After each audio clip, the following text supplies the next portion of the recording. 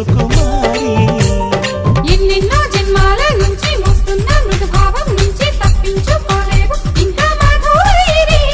నీ ప్రాణం నాలోనే ఉంచి బంగారు చిలకల్లి పెంచి కాపాడుకుంటూనే ఉన్న చిన్నారి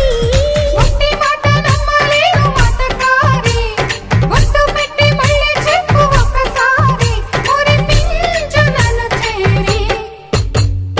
రాధిక రాలేవా వంశీనాదాలి నడిపించే పాదాలై